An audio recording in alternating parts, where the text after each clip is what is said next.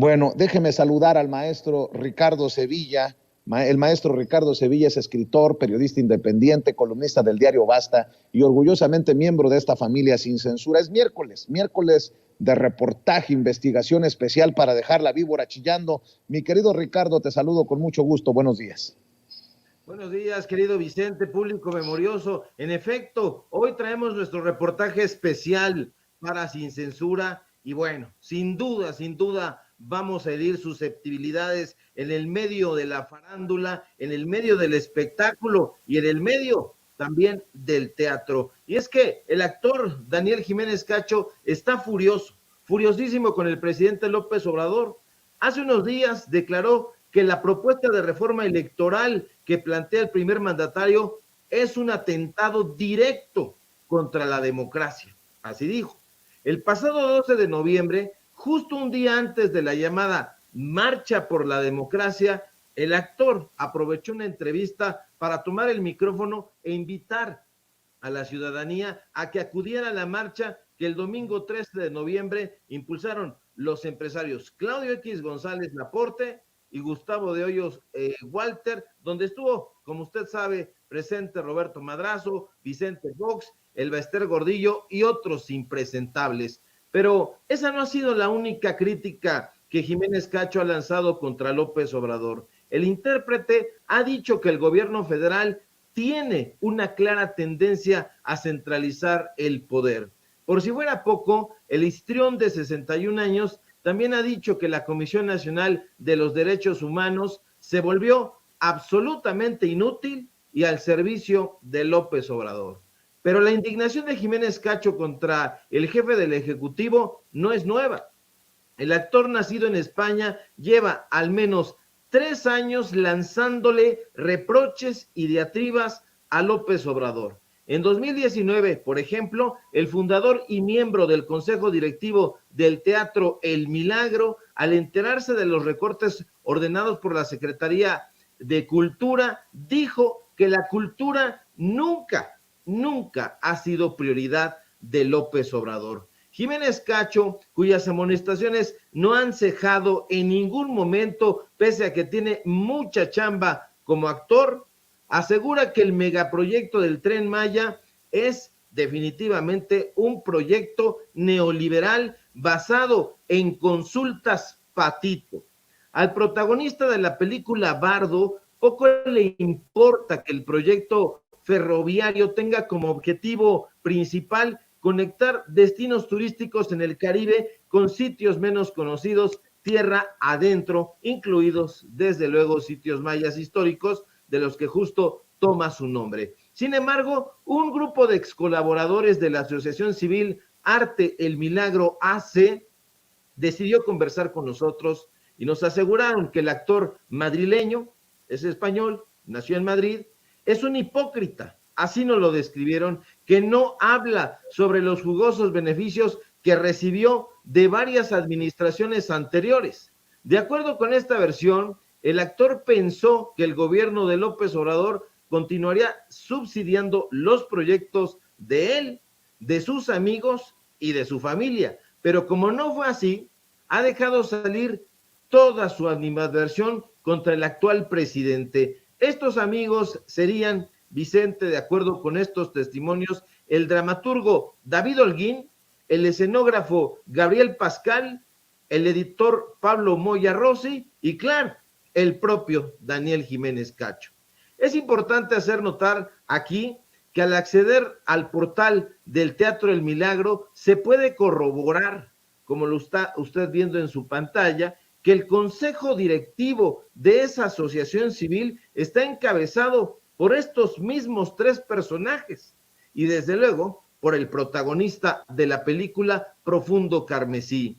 Lo mismo ocurre, Vicente, con Ediciones El Milagro, una editorial que se ostenta como un sello especializado en cine y en teatro. Curiosamente, el consejo editorial también está encabezado por Jiménez Cacho y debajo de él, como usted lo puede observar, aparecen otra vez David Holguín, Gabriel Pascal y Moya Rossi. Cabe destacar que esta editorial presume haber recibido apoyos de coinversión y de Fomento a la Traducción Literaria por parte del FONCA. Y no ha recibido pocos, no ha recibido una vez, sino muchas. Un grupo de actores y dramaturgos que han solicitado preservar su identidad para evitar represalias nos aseguraron que la asociación fundada por Daniel Jiménez Cacho García es una organización que desde hace décadas se ha dedicado a vivir de becas y subsidios. Y agregan que con el cuento de que impulsan el teatro van exprimiéndole recursos a diferentes gobiernos. Al consultar los reportes de donatarias autorizadas emitidos por la Secretaría de Hacienda y Crédito Público, pudimos constatar que en efecto la donataria autorizada denominada Arte el Milagro AC comenzó recibiendo donativos pues no tan jugosos, 21,972 pesos, por ejemplo, pero poco a poco alcanzó donativos de más de $500,000 de pesos. Fuentes cercanas al dramaturgo David Holguín nos aseguraron que esos no eran los únicos donativos que la asociación presidida por Jiménez Cacho recibía. De acuerdo con estos testimonios, el equipo del Milagro se dedica, así nos dijeron, a exprimir todos los presupuestos de los gobiernos estatales y municipales que se les ocurren. Documentos que están en nuestras manos y que usted puede ver ahora mismo comprueban que la agrupación Arte el Milagro AC, en efecto, ha recibido importantes donativos de parte de los gobiernos de la Ciudad de México y del estado de Guanajuato. Por ejemplo, en 2018, además de recibir 694,233 pesos, la asociación civil cuyo representante legal es el escenógrafo Gabriel Antonio Pascal Falcón, del Milagro, de la editorial y de la asociación, recibió un donativo de 200,000 pesos de parte del gobierno de la Ciudad de México y dos donativos de 100,000 y 139,000 pesos de parte del Fórum Cultural Guanajuato. Algo que el actor Daniel Jiménez Cacho no ha dicho, lo ha omitido, se ha indignado por la cantidad de dinero que le han dado a otras obras de teatro, pero no ha dicho nada al respecto de estos donativos, sin duda jugosos, que ha recibido la asociación que él fundó de parte de diferentes gobiernos. Pero hay algo más que Daniel Jiménez Cacho, Vicente, no se ha atrevido a criticar, y es la estrecha relación que su hermano Luis Emilio Jiménez Cacho tiene con el consejero presidente del Instituto Nacional Electoral. Y es que, de acuerdo con el perfil que este mismo personaje comparte en la plataforma LinkedIn, actualmente se desempeña como coordinador de asesores del consejero presidente de ese instituto. Es decir, de acuerdo con Luis Jiménez Cacho, él sería el coordinador de asesores de Lorenzo Córdoba Vianel. Ahora, lo que muy poca gente sabe, Vicente, es que Luis Emilio Jiménez Cacho García siempre ha sido un virulento crítico de López Obrador. Y antes de que el tabasqueño asumiera la presidencia de la República, el hermano del actor Daniel Jiménez Cacho solicitó su retiro. Se fue porque temía la llegada de López Obrador. Y se fue, agárrate nada más, con el puesto, en efecto, de coordinador de asesores de la presidencia del INE, llevándose a su cómodo retiro un salario bruto de 220,395 pesos mensuales. Y es curioso que Daniel Jiménez Cacho, el fundador del Milagro, no hable absolutamente nada sobre Luis Emilio Jiménez Cacho, quien además de haber sido coordinador de asesores de Lorenzo Córdoba, también fue coordinador administrativo de la presidencia del Consejo General del IFE. Y ahí, como no queriendo la cosa, también fue asesor del consejero presidente del desaparecido IFE. Es decir, fue coordinador de asesores de José Woldenberg, así como vocal del comité de adquisiciones de ese instituto. Es decir, él, junto con otros personajes, era el que decía y palomeaba qué se adquiría y qué no se adquiría en ese instituto. Tampoco en la entrevista que le hizo hace unos días Ciro Gómez Leiva a Jiménez Cacho, no escuchamos la crítica de ese periodista al hermano de Jiménez Cacho, porque por si fuera poco, durante 3 años, este personaje fue director de administración y secretario del Consejo de Administración de Nexos, Sociedad, Ciencia y Literatura, Sociedad Anónima de Capital Variable, es decir, de la empresa de Héctor Aguilar Camín. Mucho ha callado Daniel Jiménez Cacho y mucho tiene que explicarle a la gente, porque estos han sido, querido Vicente, público memorioso, los datos duros de los cuales no han querido y seguramente no querrán hablar los medios de comunicación corporativos. Y precisamente por lo que tú estás planteando y por lo que creo que se ha movido en los últimos días, es importante retomar lo que exhibió Laida Sansores anoche en el Martes del Jaguar, lo que publicó nuevamente la gobernadora morenista de Campeche, Laida Sansores, mi querido Ricardo, al exhibir cómo han manoseado al INE, cómo han hecho arreglitos Vandalito Moreno y Lorenzo Córdoba Vianello, el titular, el consejero presidente del INE, porque en momentos en que hablan de no tocar al INE, pues queda claro que lo que han hecho es peor de lo que nos hubiéramos imaginado. Esto es parte de lo que publicó precisamente Laida Sansores, porque el INE le perdonó al PRI multas millonarias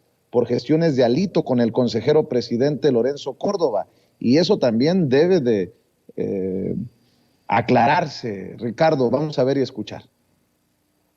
Ni que el Buen Fin, ¿no? Las que hace el INE, Alito, pasó de 600 millones de pesos a 300,000 pesos, nada más la multa.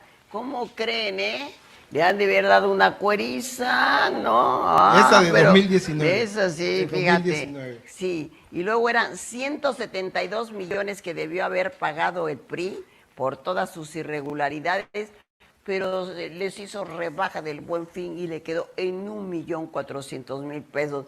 Oiga, no, esto no debe haber sido gratis. No, sí, hay cuerizas ahí, ¿no? O Luis Vuitton. O Luis Vuitton, sí, claro, no, las cuerizas en Luis Vuitton y todo, no, para no decir otra palabra, porque eso de las verguizas se oye muy feo. Bueno, esto, recordemos que tiene su origen precisamente en ese negocio turbio, en esa amistad turbia entre Lorenzo y Love Brother. Por ahí recordaremos que dimos a prisa esa plática que sostuvieron, pero que es muy ilustrativa en este video. La repetimos, gobernador, para que quede claro esos negocios medio raros y medios turbios. Sí, cuando dicen que al INE no se toca, son unos descarados, ¿verdad? Cuando está uno viendo cómo está de podrido, cómo hacen sus negocios por debajo del agua, por eso es que no quieren que se los toque, para que ellos sigan manejando las cosas como lo han hecho de una manera pues indebida, ¿no? Y que pues lastima a los que no tienen pues Luis Vuitton para darles, ¿no? Así es. Pues aquí el video. Listo, ya votamos la autorización para que el CPN haga las modificaciones estatutarias. Extraordinario, mi querido amigo, muy agradecido. Hay que estar atentos porque los de Morena, su dirigencia nacional, va a querer ir al Consejo Nacional de Salud por el tema de las elecciones. Hay que estar atentos y dime cómo ayudo. Sí, está cantado. Tendrán que hacer presión para evitarlo, porque frente a eso no tenemos margen de maniobra. Yo voy a apretar con eso, ya lo verás, ¿ok? Mañana tengo reuniones con ellos. Amigo, te eché una llamada. Te mando un abrazo. Mi querido amigo, estoy muy atento de todo el tema y en lo que necesites estamos aquí listos para apoyar, ¿ok? Y reconocerte y agradecerte tu apoyo como siempre en todos nuestros temas. Muchas gracias, aquí estoy atento. A ver.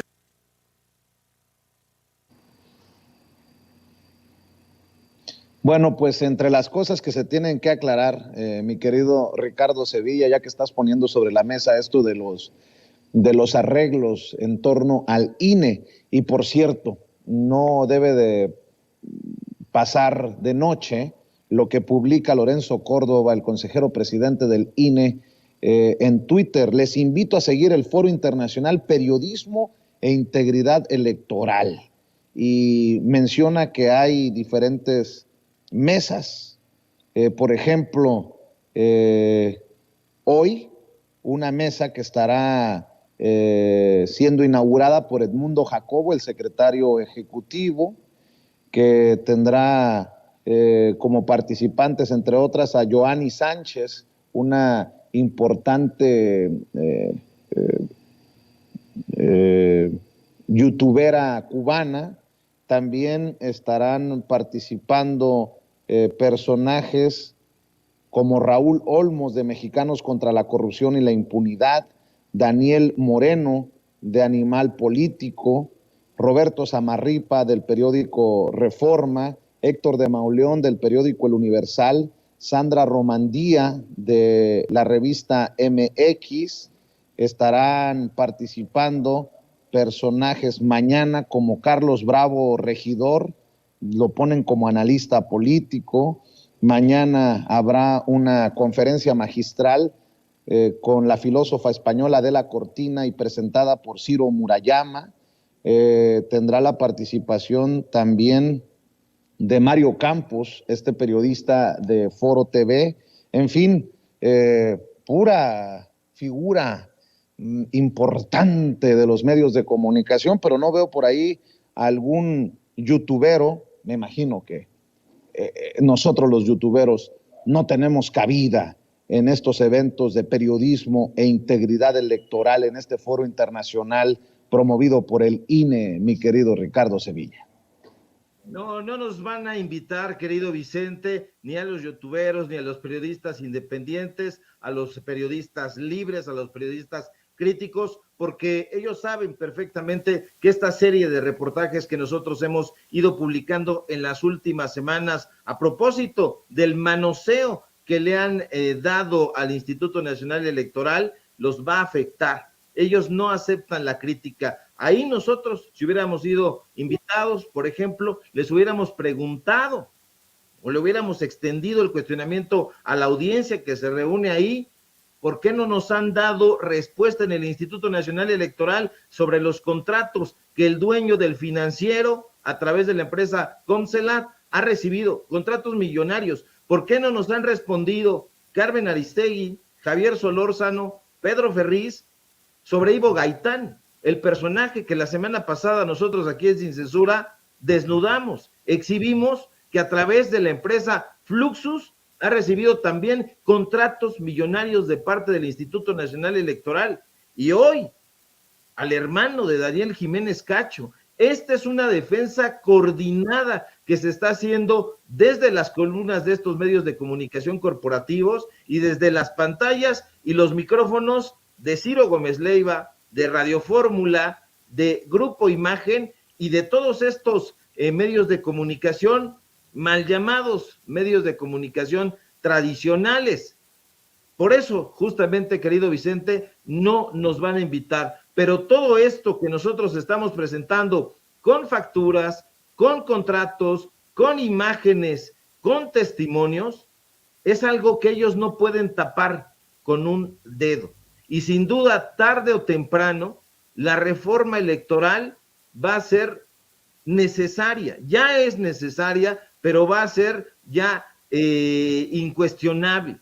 Porque todo este saqueo que ha habido a las arcas del Instituto Nacional Electoral, todos estos sueldos, todos estos pagos, estas dotes matrimoniales, estos viajes, estos seguros millonarios, tienen que terminar, tienen que parar. El Instituto Nacional Electoral tiene que modificarse. Toda esta banda de corruptos tiene que salir. Y tiene que salir, algunos yo diría, directamente para la cárcel, porque han cometido cualquier cantidad de tropelías y cualquier cantidad de robos. Pero nosotros vamos a seguir, querido Vicente Público Memorioso, descubriendo y exhibiendo a estos corruptos, a estos ladrones de cuello blanco.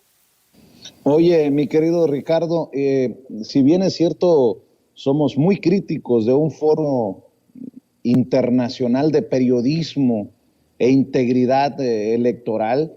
Hay que también decir que se está desarrollando en estos días en la UNAM, por el PUEX, una serie de conferencias magistrales sobre periodismo, y debo de decirlo con mucho cariño y con mucho respeto, que han invitado a personajes cuestionables, y tristemente no veo un solo youtubero en la programación. Por ejemplo, veo a un Ricardo Rafael, solo por mencionar a un personaje cuestionable. Veo un gran cartel, desde John Ackerman como director del PUEX, veo a Rubén Luengas, veo a Álvaro Delgado, veo a Gabriel Sosa Plata, veo a una larga lista de personajes, a Julio Astillero, pero insisto, no veo a un solo youtubero, a un solo facebookero, a un solo tuitero, a un solo memero. Y bueno, ojalá que pues se reivindiquen ahí, que le repiensen a este gran cártel de personajes, a este gran roster de personajes invitados a estas conferencias magistrales. Y qué triste no leer el nombre de algún youtubero, memero, facebookero, tuitero, pero al final esa es mi opinión y es punto y aparte, y les ofrezco una disculpa si ofendo a alguien con mi transparencia y con mi honestidad, que creo que está por encima de todo y de todos. Oye, por cierto, Ricardo, para cerrar, déjame preguntar tu opinión acerca de este personaje, el actor, muy mal actor y peor cantante, Eduardo Verástegui, que lanza una serie de tweets que me llaman mucho la atención. Se ha desatado Eduardo Verástegui, el elevado como aspirante a la presidencia de la República por los ultraconservadores como Donald Trump, como el hijo de Jair Bolsonaro, el todavía presidente de Brasil, como Santiago Abascal, el líder de Vox, el líder de este partido español ultraconservador, y de estos personajes. Se ha lanzado contra el presidente y contra Claudia Sheinbaum. Y bueno, pues hace unos minutos escribió, entre otras cosas, "Viva Cristo Rey", en un uso lamentable de la religión, de las creencias de la gente para hacer política. Eduardo Verástegui, que minutos atrás también escribió: "Y mientras López Obrador sigue en la luna, los homicidios dolosos subieron 4.5% en octubre. Miles de familias mexicanas sufriendo la pérdida de familiares por una estrategia que no da resultados". Ese mismo personaje, insisto, que escribe "Viva Cristo Rey", y ese mismo personaje que ayer me llamó mucho la atención con algo que escribió: "Haters die every day". Los odiadores mueren diariamente. No sé a qué se refiera, pero me llama mucho la atención, mi querido Ricardo Sevilla. Tengo la peor opinión de este personaje, al igual que todos los personajes que son ultras de todo. Ser ultra es una postura muy complicada, está muy cerca del fascismo, y esto es condenable en todas partes porque es una actitud absolutamente retrógrada. Es un personaje Eduardo Verástegui que yo honestamente no conocía, y si lo vi en algún momento me pasó de noche. Tengo noticias de que es un actor ramplón, que no despegó en sus actuaciones en telenovelas pues del corazón, y que ahora está ahí tratando de incursionar, como ya lo han hecho otros abyectos al estilo de Sergio Mayer, en la política. Pero la gente sabe perfectamente diferenciar entre la política seria y los payasos, los trepadores, los chapulines al estilo Lili Telles, entre los que yo colocaría sin ningún problema a este señor Verástegui. Lo estuve escuchando, estuve viendo sus tweets y me parecieron, como tú bien dices, de una majadería terrible, absoluta, tratando de epatar a las audiencias con este asunto de la religión. Cualquier persona que ponga como estandarte la religión en temas políticos debe ser mirado con muchísima suspicacia. Es un personaje que está vinculadísimo a personajes al estilo Abascal, la gente de Vox, y de esos hay que alejarnos porque no podemos permitir que la farándula, el desconocimiento, la ramplonería y la falta de humanismo entren a la política. Yo creo que este personaje no tiene ninguna posibilidad, ya no digamos de ser presidente de este país, sino siquiera de obtener un puesto político. Claro, si se tratara de una plurinominal, sin duda lo meterían ahí, pero si le preguntaran a la gente a través de su voto, la gente diría, ya no queremos más Peña Nietos, ya no queremos más Samuel García, ya no queremos más faranduleros, porque le han hecho muchísimo daño a la política seria, esa política que tanto desdeñan, que es la política de corte social. A los programas sociales los miran con muchísimo repudio, y eso habla de la falta de empatía que tienen con la gente. Así que tengo la peor de las opiniones sobre este personaje, querido Vicente. Oye, Ricardo, pues cerremos invitando a la gente para que te apoye en tus trincheras, para que esté al pendiente de lo que escribes, de lo que dices, de lo que investigas. ¿Qué te parece si cerramos con la información de todos los días para que amor con amor se pague? Claro que sí, querido Vicente, público memorioso. Síganme, por favor, en mis redes sociales, en Twitter, @SevillaCrítico, en Facebook, Ricardo Sevilla, así nada más. Sigan nuestros trabajos en el portal Paralelo 24, en el informativo Los Datos Duros, Ricardo Sevilla, Los Datos Duros, en YouTube. Sigan nuestro trabajo en el diario Basta y, por supuesto, aquí en La Familia Sin Censura, donde estamos practicando un periodismo libre e independiente y carente de todo chayote. Así que aquí vamos a andar tratando de darle sus palazos y sus batazos a esa víbora para que siga chillando, querido Vicente. Te mando un fuerte abrazo y si todo marcha bien, nos encontramos por aquí el día de mañana. Claro que sí, te mando un abrazo. Ricardo Sevilla, periodista independiente, escritor y orgullosamente miembro de esta familia sin censura, hablando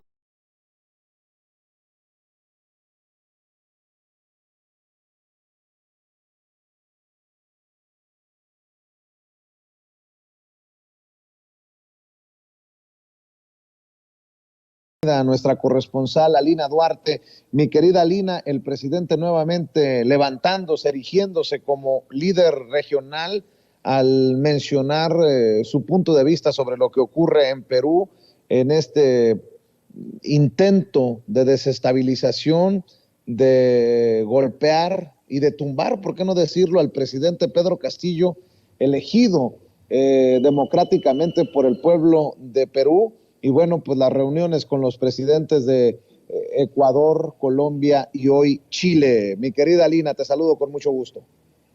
Hola, ¿qué tal, Vicente? Saludos a ti, a toda la audiencia de Sin Censura, a todo el equipo que hace posible todo esto todos los días, a todas horas. Pues mira, yo comenzaría diciendo que es muy importante recalcar que esta Alianza del Pacífico surge en su momento como contraposición a los gobiernos de izquierda en la región, buscando hacer un equilibrio dentro de los intereses de Estados Unidos.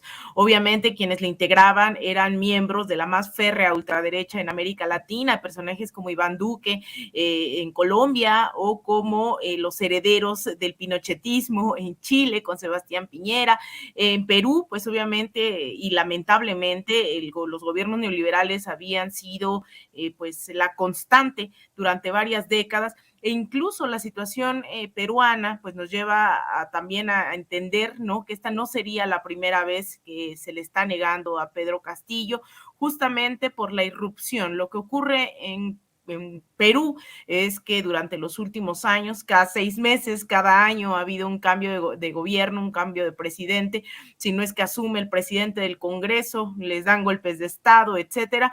Perú ha sufrido, es uno de los países con una constante crisis política en las últimas décadas. Y hoy lo que estamos viendo es cómo hay cierto arropamiento por parte de las izquierdas en la región, a pesar de varios de los mensajes ahí contradictorios dentro de estos liderazgos que hoy vienen a esta, o venían a esta cumbre del Pacífico. Sin embargo, bueno, ahora dice el presidente López Obrador, se explorará la posibilidad de que se realice en Lima y entregarle directamente la presidencia de esta alianza a el gobierno de Pedro Castillo.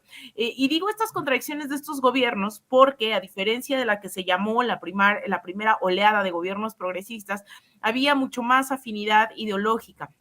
Incluso en palabras del mismo Rafael Correa, dice que había mucha más confianza, ¿no? Había mucho más apoyo entre los gobernantes en su momento con Hugo Chávez, Evo Morales, Lula da Silva, Rafael Correa mismo, Pepe Mujica, etcétera. Y hoy lo que vemos son posiciones a veces un poco más distanciadas de una izquierda pues más progresista o incluso abiertamente socialista, como lo es en el caso de Cuba y de Venezuela. Hoy viene ya como parte de esta agenda, viene un Gabriel Boric, aterriza una noche antes, un día antes de lo previsto, iba a llegar hasta el día de hoy, por eso es que el presidente López Obrador se encuentra en Colima todavía, pensaba que iba a llegar el presidente Boric hasta el día de hoy, sin embargo llega en la noche de ayer y llama la atención que no hay prensa nacional, estuve viendo algunas de las fotografías de su llegada y es prácticamente prensa chilena quien está dando cobertura a su llegada aquí a México, un Gabriel Boric que recordemos es electo luego de un voto abiertamente anticomunista que representaba en su momento Daniel Jadwe, y del otro lado José Antonio Kast, que por cierto estaba planeado para venir este fin de semana, un representante claro de la ultraderecha chilena, que también es heredero del pinochetismo y lo reivindica, y ahí es donde surge esta posición totalmente de centro de Gabriel Boric, que ahora se enfrenta, incluso hace unas semanas en el país sudamericano veíamos imágenes totalmente choqueantes porque había habido represión a los estudiantes, ese movimiento estudiantil del cual él viene, bueno, había sido reprimido durante su administración y también las comunidades mapuches, ¿no?, las cuales mantiene militarizadas. Entonces, ahí hay varias contradicciones que hoy pues vamos a ver, yo lo decía de broma, porque creo que es algo que de acuerdo al proceso chileno pues era lo viable, ¿no? Sin embargo, sus declaraciones cercanas al Departamento de Estado, a posturas de Washington, su cercanía a Ucrania, ¿no? Ideológicamente hablando ahora en esta guerra,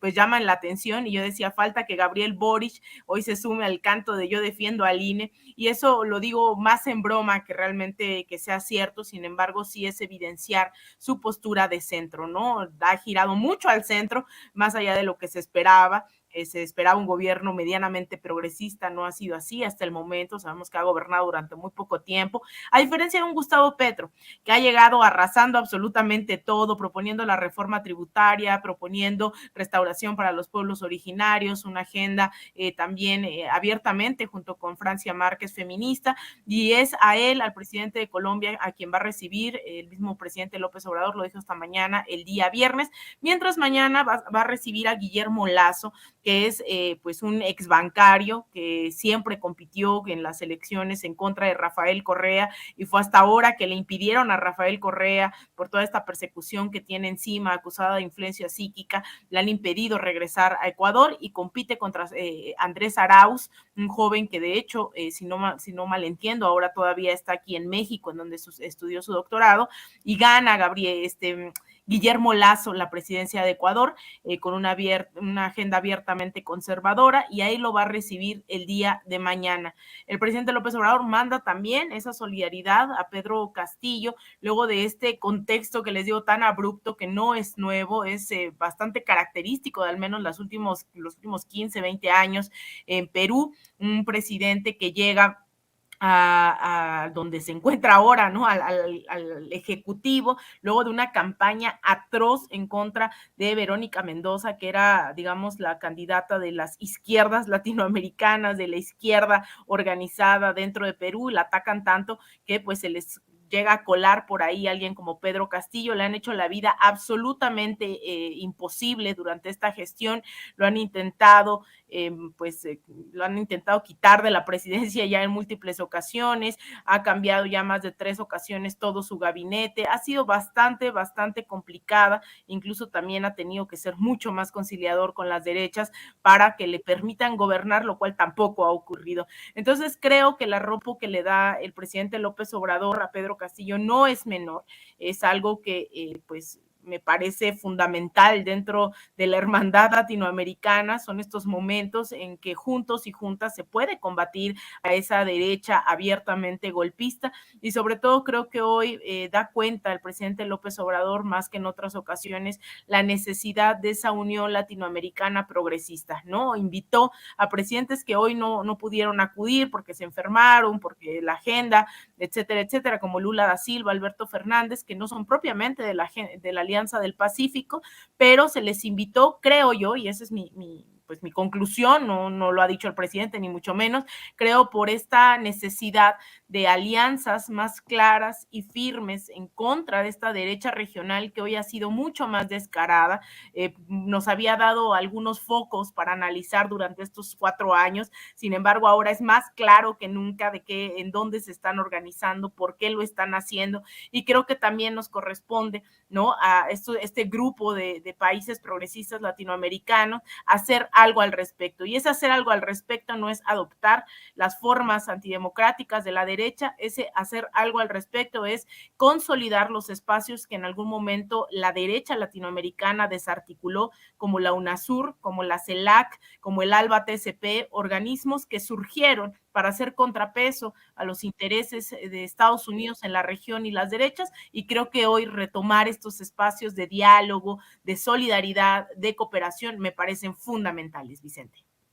Estemos al pendiente de las declaraciones, de las reuniones que sostendrá el presidente Andrés Manuel López Obrador para reportarlo a la audiencia de Sin Censura. Por lo pronto, mi querida Alina Duarte, ¿por qué no cerramos invitando a la gente a tus trincheras, por favor? Muchas gracias, Vicente. Pues a mí me pueden seguir en Twitter, en @AlinaDuarte_, en Instagram _AlinaDuarte, en Facebook.com/Alina Duarte Periodista. Así que vamos ahí a dar seguimiento a estas relaciones de México con América Latina durante estos días. Así que no se lo pierdan, ahí estaremos en redes sociales y claro está, todos los días aquí en Sin Censura. Te mando un abrazo, Vicente, a ti, a todo el equipo y a la audiencia de Sin Censura. Gracias a nuestra reina de Xochimilco, a nuestra corresponsal Alina Duarte, quien reporta en este espacio libre como el viento. Déjeme ir a la pausa. Amigos, amigas, regresamos en breve, pero mientras seguimos hablando sin pelos en la lengua, sin censura, usted puede suscribirse a nuestros 3 principales canales en YouTube. Sin Censura Media, en donde tenemos más de 1.600.000 suscriptores, Sin Censura TV, en donde tenemos más de 1 millón de suscriptores, y en Sin Censura Presenta, en donde queremos llegar muy pronto a los 100,000 suscriptores. Si usted ya está inscrito en Sin Censura Media, suscríbase en Sin Censura TV. Si ya está suscrito en Sin Censura TV y Sin Censura Media, suscríbase a Sin Censura Presenta. Recuerde que es gratis, no tiene que sacar un solo centavo de su bolsillo para apoyarnos. Dele clic en la campanita para que los señores y señoras de YouTube envíen las notificaciones cuando estemos transmitiendo en vivo y en directo o estemos subiendo videos. También nos puede seguir en Twitter en @Vicente Serrano y hasta en Instagram. Ojo, también estamos en Instagram. Son nuestras redes sociales y con el apoyo de ustedes seguimos creciendo, porque con ustedes todo, sin ustedes nada.